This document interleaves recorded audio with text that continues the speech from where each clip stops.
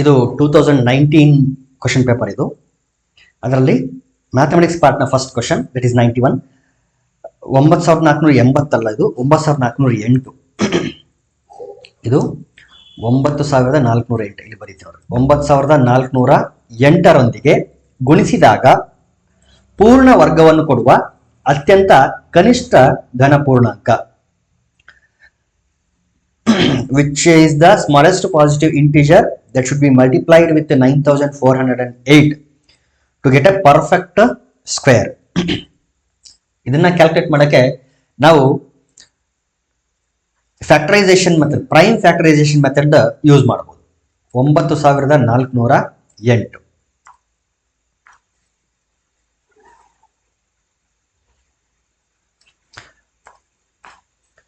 2 ಇಂದ ಡಿವೈಡ್ ಮಾಡ್ತಾ ಹೋಗೋಣ. 2 4s are 8, 2 7s are 14, 0, 2 4s are 8. Again 2 ಇಂದ ಡಿವೈಡ್ ಮಾಡಬಹುದು. 2 2s are 4, 2 4, 2 3 6, 2 5 10, 2 7 4, 2 1 2, 2 1 2, 2 7 14, 2 6 12, 2 5 10, 2 8 16, 2 8 16. ಅಗೇನ್ 2 7 4, 2 9 18, 2 4 8, 2 1 2, 2 4 8, 2 7 14. ಈಗ 2ರಿಂದ ಹೋಗಲ್ಲ, 3ರಿಂದ ಹೋಗುತ್ತೆ. 3 4 12, 3 9 27, 49 ಡೈರೆಕ್ಟ್ ಆಗಿ 7ರಿಂದ ಹೋಗ್ತದೆ. 7 7 49, 7 1 7. ಸ್ಕ್ವೇರ್ ರೂಟ್ ಫೈಂಡ್ ಮಾಡಬೇಕು ಅಂತಂದ್ರೆ ಏನ್ ಮಾಡಬೇಕು ಅಂತೇಳಿ ಈ ಮೆಥಡ್ ಇಂದ ಹೆಂಗ್ ಫೈಂಡ್ ಮಾಡ್ಬೇಕಂತ ನಾನು ಹೇಳಿದ್ದೆ ನಿಮಗೆ. ಓಲ್ಡ್ ಇದೇ ಒಂದು ಪ್ಲೇ ಲಿಸ್ಟ್ ಅಲ್ಲಿ ಇದೆ, ಮೊದಲಿಂದ ನೀವು ಕೇಳಿದ್ರಿ ಅಂತಂದ್ರೆ ಆಗಿ ಗೊತ್ತಾಗಿರ್ತದೆ ನಿಮಗೆ. ಎರಡೆರಡೇ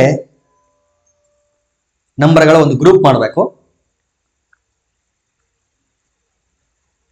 ಕಂಪ್ಲೀಟ್ ಪೂರ್ಣ ವರ್ಗ ಆಗ್ಬೇಕು ಅಂತಂದ್ರೆ ಈ ನಂಬರ್ಗಳು ಪೇರಲ್ಲಿ ಬರುತ್ತೆ. ಯಾವಾಗ ಪೇರಲ್ಲಿ ಬಂದಿಲ್ಲ ಅಂತಂದ್ರೆ ಅದು ಕಂಪ್ಲೀಟ್ ಸ್ಕ್ವೇರ್ ಅಲ್ಲ, ಒಂದು ಪರ್ಫೆಕ್ಟ್ ಸ್ಕ್ವೇರ್ ಅಲ್ಲ. ಪರ್ಫೆಕ್ಟ್ ಸ್ಕ್ವೇರ್ ಆಗಿರ್ಬೇಕಾಗಿತ್ತು ಅಂತಂದ್ರೆ ಈ ರೀತಿ ಪ್ರೈಮ್ ಫ್ಯಾಕ್ಟರ್ಸ್ ಏನಿರ್ತಾವಲ್ಲ ಅವುಗಳು ಯಾವಾಗ್ಲೂ ಪೇರ್ ಅಲ್ಲಿ ಇರುತ್ತೆ. ಸೊ ಇವೆರಡು ಪೇರ್ ಆದ್ರೆ ಈ ಎರಡು ನಂಬರ್ಗಳು ಪೇರ್ ಆಯ್ತು. ಈ ಎರಡು ನಂಬರ್ಗಳು ಸೇಮ್ ನಂಬರ್ಗಳನ್ನೇ ಪೇರ್ ಮಾಡ್ಬೇಕು, ಯಾವಾಗ್ಲೂ ಸೇಮ್ ನಂಬರ್ಗಳೇ ಪೇರ್. ಹಾಗಾದ್ರೆ 3 ಅನ್ನೋದು ಒಂದೇ ಒಂದು ನಂಬರ್ ಉಳಿತು ಅಂತಂದ್ರೆ, ಇದೊಂದೇ ಉಳಿತು ಅಂದ್ರೆ ಇದು ಪರ್ಫೆಕ್ಟ್ ಸ್ಕ್ವೇರ್ ಅಲ್ಲ, ಪೂರ್ಣ ವರ್ಗ ಅಲ್ಲ. ಹಾಗಾಗಿ ಇದು ಪೂರ್ಣ ವರ್ಗ ಆಗ್ಬೇಕಾಗಿತ್ತು ಅಂದ್ರೆ ಇನ್ನೊಂದು 3 ಇಲ್ಲಿ ಮಲ್ಟಿಪ್ಲೈ ಆಗ್ಬೇಕು. ಮಲ್ಟಿಪ್ಲೈ ಆಯ್ತು ಅಂದ್ರೆ ಇದು ಒಂದು ಪೂರ್ಣ ವರ್ಗ ಆಗುತ್ತೆ. ದೇರ್ಫೋರ್ ಯಾವ ನಂಬರ್ ನಾವು ಮಲ್ಟಿಪ್ಲೈ ಮಾಡಬೇಕು ಅಂತಂದ್ರೆ 3 ಅನ್ನೋದನ್ನ ಮಲ್ಟಿಪ್ಲೈ ಮಾಡಬೇಕು. Option 2 correct. ಒಂದು ಆಯತಘನದ ಉದ್ದ, ಅಗಲ ಮತ್ತು ಎತ್ತರಗಳು ಕ್ರಮವಾಗಿ x+3, x-2 ಮತ್ತು x-1 ಆಗಿದೆ. ಹಾಗಾದರೆ ಆಯತಘನದ ಗಾತ್ರವು ಅಂದ್ರೆ if length, breadth and heights of a cuboid are respectively x+3, x-2 and x-1, then the volume of the cuboid is ಅಂತ ಇದೆ. ವಾಲ್ಯೂಮ್ ಅಂತಂದ್ರೆ ನಿಮ್ಗೆ ಗೊತ್ತಿದೆ, length into breadth into height, ಉದ್ದ ಇಂಟು ಅಗಲ ಇಂಟು ಎತ್ತರ. ಡೈರೆಕ್ಟ್ ಆಗಿ ಈ 3 ಎಕ್ಸ್ಪ್ರೆಷನ್ಸ್ ಏನ್ ಕೊಟ್ಟಿದ್ದಾರೆ ಅವುಗಳನ್ನ ಮಲ್ಟಿಪ್ಲೈ ಮಾಡಿದ್ರೆ ನಮಗೆ ಅದರ ವಾಲ್ಯೂಮ್ ಸಿಗುತ್ತೆ. x+3 into x-2 into x-1. Let x+3 B as it is. ಇದು ಹಂಗೆ ಇರ್ಲಿ, ಇವೆರಡನ್ನ ಮೊದಲು ಮಲ್ಟಿಪ್ಲೈ ಮಾಡ್ಕೊಳ್ಳೋಣ. x into x that is x², x into -1 ಅಂದ್ರೆ -x, -2 ಇಂಟು x ಅಂದ್ರೆ -2x, minus into minus plus 2 1s are 2, that is +2. ಈಗ x+3 as it is ಇರ್ಲಿ, ಇದನ್ನ ಫರ್ದರ್ ಸಿಂಪ್ಲಿಫೈ ಮಾಡೋಣ. x² -x -2x ಅಂದ್ರೆ -3x +2. ಈಗ ಮತ್ತೊಮ್ಮೆ ಈ x+3 ನ ಒಳಗಡೆ ಮಲ್ಟಿಪ್ಲೈ ಮಾಡ್ಕೊಳ್ಳೋಣ. x into x² is x³, x into -3x ಅಂದ್ರೆ -3x², x into 2 is 2x. x ಇಂದ ಮಲ್ಟಿಪ್ಲೈ ಆಯ್ತು. ಈಗ 3 ಇಂದ ಮಲ್ಟಿಪ್ಲೈ ಮಾಡೋಣ. 3 into x² 3x², plus into minus minus 3 3s are 9x, plus into plus plus 3 2s are 6. Simplify ಮಾಡಿ x³ -3x² plus 3x² cancel ಆಯ್ತು. Plus 2x minus 9x means -7x plus 6. This is the volume. x³ -7x plus 6. Option 3 is the correct option. Next one, ಒಂದು ವಸ್ತುವಿನ ತಯಾರಿಕೆಯ ವೆಚ್ಚವನ್ನು ಸಾಮಗ್ರಿಗಳು, ಕೂಲಿ ಮತ್ತು ಇತರೆ ಖರ್ಚುಗಳಿಗೆ ಅನುಪಾತದಲ್ಲಿ ವಿಭಾಗಿಸಿದೆ. ಅಂದ್ರೆ ವಸ್ತುವಿಗೆ ಬೇಕಾದಂತ ಬೆಲೆಗೆ 5, ಕೂಲಿಗೆ 3 ಮತ್ತು ಇತರೆ ಬೇರೆ ಖರ್ಚನ್ನ 1 ಅಂತ ನಾವೇನಾದ್ರೂ ಡಿವೈಡ್ ಮಾಡಿದ್ರೆ ಕೂಲಿಯ ವೆಚ್ಚನ ನಾವು ಕಂಡುಹಿಡಿಯಬೇಕು. ವಸ್ತುವಿನ ಬೆಲೆಗೆ ನಿಜವಾಗಿಯೂ ಎಷ್ಟು ಹೋಗಿದೆ ಅಂತಂದ್ರೆ 5x ಅಂತ ಅನ್ಕೊಳ್ಳೋಣ. ಯಾಕಂದ್ರೆ x ಇರುತ್ತಲ್ಲ, ಇದು 5x, ಕೂಲಿ ಇದು 3x, ಈ ತರ ಇದು 1 into x ಇರುತ್ತೆ. ಈ ರೀತಿ ಇರುತ್ತೆ ಅನುಪಾತ. ಈ x ನ ಡಿವೈಡ್ ಮಾಡಿ 5:3:1 ಅಂತ ಕೊಟ್ಟಿರ್ತಾರೆ. ಈಗ ವಸ್ತುವಿನ ಬೆಲೆ ಅಂದ್ರೆ ಸಾಮಗ್ರಿಗಳು, ಅದರ ಬೆಲೆ 5x, ಬಟ್ ಅದರ ಬೆಲೆ ನಿಜವಾಗ್ಲೂ ಎಷ್ಟಿದೆ? 125 ಇದೆ. therefore 5x = 125. 5 ಒಂದ್ಲೆ 5 2 10, 5 5 25. therefore x = 25. x = 25 ಆದ್ರೆ ನಮ್ಗೆ ಬೇಕಾಗಿರೋದು ಕೂಲಿ ಅಂತಂದ್ರೆ 3x. ಎರಡನೇದಲ್ಲ ನೋಡಿ, ಇಲ್ಲಿ ಎರಡನೇದಿದೆ ನೋಡಿ 3. ಸೊ 3x ಅನ್ನೋದು ಕೂಲಿಗೆ ಸಂಬಂಧಪಟ್ಟಂತ ಟರ್ಮ್. 3 into x ಅಂದ್ರೆ 25. 25 3 75. So option 4 correct. ಕೊಟ್ಟಿರುವ ವಿನ್ಯಾಸದಲ್ಲಿ ಬಿಟ್ಟು ಹೋಗಿರುವ ಸಂಖ್ಯೆ. ಒಂದು ಪ್ಯಾಟರ್ನ್ ಇದೆ ನೋಡಿ. ಫಸ್ಟ್ ರೋ ಅಬ್ಸರ್ವ್ ಮಾಡಿ. 7 3 10 10 8 18. ಫಸ್ಟ್ ರೋ ಆಡ್ ಮಾಡಿದ್ರೆ 18 ಬರ್ತಾ ಇದೆ. ಫಸ್ಟ್ ಕಾಲಮ್ನ ಆಡ್ ಮಾಡಿ 9 6 15 15 3 18. ಫಸ್ಟ್ ಕಾಲಮ್ ಕೂಡ 18 ಬರ್ತಾ ಇದೆ. ಈಗ ಸೆಕೆಂಡ್ ರೋ ನೋಡಿ, 9 + 4 ಇದು ಗೊತ್ತಿಲ್ಲ. ಸೆಕೆಂಡ್ ಕಾಲಮ್ ನೋಡೋಣ. 8 4 12 12 + 7 19. ಸೆಕೆಂಡ್ ಕಾಲಮ್ 19 ಬರ್ತಾ ಇದೆ. ಸೆಕೆಂಡ್ ರೋ ಕೂಡ 19 ಬರಬೇಕು ಈ ಪ್ಯಾಟರ್ನ್ ಪ್ರಕಾರ ನೋಡಿದ್ರೆ. ನೋಡೋಣ. 9 4 13 13 ಸಪೋಸ್ ಇಲ್ಲಿ 6 ಇದ್ರೆ ಆಗ 19 ಬರುತ್ತೆ. ಇಲ್ಲಿ 6 ಇದ್ರೆ ಥರ್ಡ್ ರೋ ಕೂಡ ಅದೇ ರೀತಿ ಬಿಹೇವ್ ಮಾಡುತ್ತಾ ಅಂತ ಒಂದ್ಸರಿ ನೋಡೋಣ. 18 ಬಂದಿದೆ, ಇಲ್ಲಿ 19 ಬಂದಿದೆ, ಇಲ್ಲಿ ಎಷ್ಟು ಬರಬೇಕು? 20 ಬರಬೇಕು. ಅಥವಾ ಬೇರೆ ಏನಾದ್ರು ವ್ಯಾಲ್ಯೂ ಬಂದ್ರೆ ಇಲ್ಲೇನು ಯಾವ ವ್ಯಾಲ್ಯೂ ಬಂದಿರುತ್ತೆ ಅದೇ ವ್ಯಾಲ್ಯೂ ಇಲ್ಲಿ ಬರಬೇಕು. 7 + 6 13 13 + 5 18. ಇಲ್ಲಿ 18 ಬಂತು. ಈ ಕಡೆ ನೋಡೋಣ, ರೋ ವೈಸ್ ನೋಡೋಣ. 6 + 7 13 + 5 18. ನೋಡಿ, first row first column same ಇದೆ, second row second column same ಇದೆ answer, third row third column same ಬಂದಿದೆ. ಅಂದ್ರೆ ಈ ಕ್ವಶನ್ ಮಾರ್ಕ್ ಪ್ಲೇಸ್ ಅಲ್ಲಿ ಯಾವ ವ್ಯಾಲ್ಯೂ ಇರಬೇಕು ಅಂತಂದ್ರೆ 6 ಅನ್ನೋದು ಇರಬೇಕು. therefore option 2 correct. Next question. ಒಬ್ಬ ವ್ಯಕ್ತಿಗೆ ಅವನ ಮಗ ಹುಟ್ಟಿದಾಗ ಅವನ ವಯಸ್ಸು 25 ವರ್ಷಗಳು ಮತ್ತು 2 ವರ್ಷಗಳ ನಂತರ ಒಬ್ಬ ಮಗಳು ಜನಿಸುತ್ತಾಳೆ. ಆ ವ್ಯಕ್ತಿ ತನ್ನ 60ನೇ ಹುಟ್ಟುಹಬ್ಬವನ್ನು ಆಚರಿಸುವ ಸಂದರ್ಭದಲ್ಲಿ ಅವನ ಮಗಳ ವಯಸ್ಸು ಈಗ ಕೇಳ್ತಾರೆ. ಇಲ್ಲಿ 3 ಜನ ಇದ್ದಾರೆ.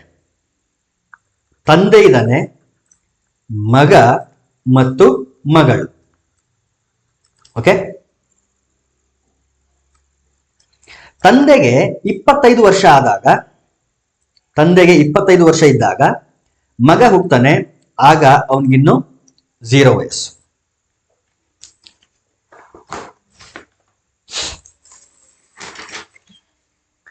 ಮಗಳಿನ್ನು ಹುಟ್ಟೇ ಇಲ್ಲ. ಓಕೆ, 2 ವರ್ಷಗಳ ನಂತರ ಅಂದ್ರೆ ತಂದೆಗೆ ಮತ್ತು ಮಗನಿಗೆ 2 ವರ್ಷ ಜಾಸ್ತಿ ಆಗುತ್ತೆ. ತಂದೆಗೆ ಆಗ 27 ವರ್ಷ ಆದ್ರೆ ಮಗನಿಗೆ 2 ವರ್ಷ ಜಾಸ್ತಿ. ಆಗ ಮಗಳಿಗೆ 0, ಯಾಕಂದ್ರೆ ಆಗ ಮಗಳಿನ್ನು ಹುಟ್ಟಿರ್ತಾಳೆ. 2 ವರ್ಷದ ನಂತರ ಮಗಳು ಜನಿಸ್ತಾಳೆ. ಓಕೆ, ಈಗ ತಂದೆಗೆ 60 ವರ್ಷ ಇದ್ರೆ, 60 ವರ್ಷದ ಹುಟ್ಟುಹಬ್ಬವನ್ನು ಆಚರಿಸುವ ಸಂದರ್ಭದಲ್ಲಿ ನಮಗೆ ಮಗಳ ವಯಸ್ಸು ಬೇಕು. ಈಗ ತಂದೆಗೆ 60 ವರ್ಷ ಆಗ್ಬೇಕು ಅಂದ್ರೆ ಎಷ್ಟು ವರ್ಷ ಜಾಸ್ತಿ ಆಗ್ಬೇಕು?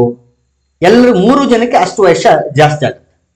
60 ವರ್ಷ ಆಗ್ಬೇಕು ಅಂತಂದ್ರೆ 33 ವರ್ಷ ಜಾಸ್ತಿ ಆಗ್ಬೇಕು. ಅಂದಾಗ ಮಾತ್ರ 27ಕ್ಕೆ 33 ಜಾಸ್ತಿ ಮಾಡಿದ್ರೆ ಆಗ ಅವನ ವಯಸ್ಸು 60 ವರ್ಷ ಆಗುತ್ತೆ. ಅಂದ್ರೆ ತಂದೆಗೆ, ಮಗನಿಗೆ ಮತ್ತು ಮಗಳಿಗೆ 33 ವರ್ಷ ಜಾಸ್ತಿ ಆಗುತ್ತೆ. ಮಗನಿಗೆ 33 ವರ್ಷ ಜಾಸ್ತಿ ಮಾಡಿದ್ರೆ ಅವನ ವಯಸ್ಸು ಎಷ್ಟು ಅಂದ್ರೆ 35. ಯಾವಾಗ? ತಂದೆಗೆ 60 ವರ್ಷ ಆದಾಗ ಮಗನಿಗೆ 35 ವರ್ಷ. ಅದೇ ರೀತಿ ಮಗಳಿಗೆ 33 ವರ್ಷ ಜಾಸ್ತಿ ಮಾಡಿದ್ರೆ ಅವಳಿಗೆ 33 ವರ್ಷನೇ, ಯಾಕಂದ್ರೆ ಆಗಿನೂ ಹುಟ್ಟಿರ್ತಾಳೆ. therefore ಮಗಳಿಗೆ, ತಂದೆಗೆ 60 ವರ್ಷ ಆದಾಗ ಮಗಳಿಗೆ 33 ವರ್ಷ ವಯಸ್ಸಾಗಿರುತ್ತೆ. Option 2 correct. ಒಂದು ತ್ರಿಭುಜದ ಎತ್ತರವು ಅದರ ಪಾದಕ್ಕಿಂತ 4 ಸೆಂಟಿಮೀಟರ್ ಹೆಚ್ಚಾಗಿದೆ. ತ್ರಿಭುಜದ ವಿಸ್ತೀರ್ಣವು 48 ಸ್ಕ್ವೇರ್ ಸೆಂಟಿಮೀಟರ್ ಆದರೆ ತ್ರಿಭುಜದ ಪಾದವು height of a triangle is 4 centimeter more than its base and the area of the triangle is 48 square centimeter then the base of the triangle is. ನೋಡಿ, ಸಪೋಸ್ ಬೇಸ್ ಏನಾದ್ರೂ ನಾವು B ಅಂತ ಅನ್ಕೊಂಡ್ರೆ height ಏನಾಗುತ್ತೆ, ಎತ್ತರವು ಪಾದಕ್ಕಿಂತ 4 centimetre ಹೆಚ್ಚು ಅಂತ ಹೇಳ್ತಾರೆ. So B plus 4. ವಿಸ್ತೀರ್ಣ ಕೊಟ್ಟಿದ್ದಾರೆ 48 ಚದರ ಸೆಂಟಿಮೀಟರ್, ಸ್ಕ್ವೇರ್ ಸೆಂಟಿಮೀಟರ್ ಅಂತ ಕೊಟ್ಟಿದ್ದಾರೆ. ತ್ರಿಭುಜದ ವಿಸ್ತೀರ್ಣ ಸೂತ್ರ ಗೊತ್ತಿದೆ, ಹಾಫ್ ಇಂಟು ಪಾದ ಇಂಟು ಎತ್ತರ ಅಥವಾ ಬೇಸ್ ಇಂಟು ಹೈಟ್. ಇದೇನಿದು ಏರಿಯಾ. 1/2 ಇಂಟು ಬೇಸ್ ಅಂದ್ರೆ ಬಿನೇ, ಹೈಟ್ ಬಿ ಪ್ಲಸ್ 4, ಏರಿಯಾ ಎಷ್ಟಿದೆ 48. ಈಗ b into b square plus b into 4 is 4b. ಈ 2 ನ ಕ್ರಾಸ್ ಮಲ್ಟಿಪ್ಲೈ ಮಾಡಿದ್ರೆ ವಿ ಗೆಟ್ 96. ಇದು ಈ ಕಡೆ ತಗೊಳ್ರಿ, -96 ಆಗುತ್ತೆ. B square plus 4b minus 96 equal to 0. Multiply ಮಾಡಿದ್ರೆ -96 ಬರಬೇಕು, ಅಡಿಷನ್ ಅಥವಾ ಸಬ್ಟ್ರಾಕ್ಷನ್ ಮಾಡಿದ್ರೆ +4 ಬರಬೇಕು. ಯಾಕಂದ್ರೆ ಇಲ್ಲಿ ಬಿ ಸ್ಕ್ವೇರ್ ಕೋಎಫಿಷಿಯಂಟ್ 1 ಇದೆ, ಹಾಗಾಗಿ -96. 12 8 96, 12 8 ಹೋದ್ರೆ 4, +4 ಬರ್ಬೇಕಲ್ಲ, ಹಾಗಾಗಿ -8 ಮಾಡ್ತೀನಿ, ಇದನ್ನ +12 ಮಾಡ್ತೀನಿ. ಪ್ಲಸ್ ಇಂಟು ಮೈನಸ್ ಮೈನಸ್ 12 8 96, +12 -8 ಅಂದ್ರೆ +4. ದೇರ್ಫೋರ್ +4b ಇದನ್ನ ನಾನು ಏನಂತ ಸ್ಪ್ಲಿಟ್ ಮಾಡ್ತೀನಿ, 12b ಮೈನಸ್ 8b ಅಂತ ಸ್ಪ್ಲಿಟ್ ಮಾಡ್ತೀನಿ. -96 as it is and it is equal to 0. ಈ ಎರಡು ಟರ್ಮ್ಗಳಿಂದ ಬಿ ಕಾಮನ್ ತೆಗಿರಿ, ಬಿ ಪ್ಲಸ್ 12 ಬಂತು. ಈ ಎರಡು ಟರ್ಮ್ಗಳಿಂದ -8 ನ ಕಾಮನ್ ತೆಗಿರಿ, ಅಗೇನ್ ಬಿ ಪ್ಲಸ್ 12 ಕಾಮನ್ ಬರುತ್ತೆ. ಈಗ B plus 12 common, take B plus 12 ಅನ್ನು ಬ್ರಾಕೆಟ್ ಅನ್ನ ಕಾಮನ್ ತೆಗೆದ್ರೆ ಬಿ ಮೈನಸ್ 8 ಮತ್ತೊಂದು ಬ್ರಾಕೆಟ್ ಅಲ್ಲಿ ಉಳಿತು and that is equal to 0. ಈ ಪ್ರಾಡಕ್ಟ್ 0 ಆಗ್ಬೇಕು ಅಂತಂದ್ರೆ ಐದರ್ ಬಿ ಪ್ಲಸ್ 12 0 ಆಗ್ಬೇಕು, ಇಲ್ಲ ಬಿ ಮೈನಸ್ 8 0 ಆಗ್ಬೇಕು. ಬಿ ಪ್ಲಸ್ 12 0 ಆದ್ರೆ ಬಿ ಈಕ್ವಲ್ ಟು -12 ಆಗುತ್ತೆ, ಬಿ ಮೈನಸ್ 8 0 ಆದ್ರೆ ಬಿ ಈಕ್ವಲ್ ಟು 8 ಆಗುತ್ತೆ. ಬಿ ಅನ್ನೋದು ಬೇಸ್ ಅಂದ್ರೆ ಒಂದು ಲೆಂತ್ ಆಗಿರೋದ್ರಿಂದ ನೆಗೆಟಿವ್ ಆಗಕ್ಕೆ ಸಾಧ್ಯ ಇಲ್ಲ. Therefore b equal to -12 reject ಆಗುತ್ತೆ, ಬಿ ಈಕ್ವಲ್ ಟು 8 ಅಕ್ಸೆಪ್ಟ್ ಆಗುತ್ತೆ. ದೇರ್ಫೋರ್ ಬೇಸ್ ಪಾದದ ಉದ್ದ ಎಷ್ಟು ಸೆಂಟಿಮೀಟರ್ ಅಂದರೆ 8 ಸೆಂಟಿಮೀಟರ್ ಆಗಿರುತ್ತೆ. Option 1 is the correct option.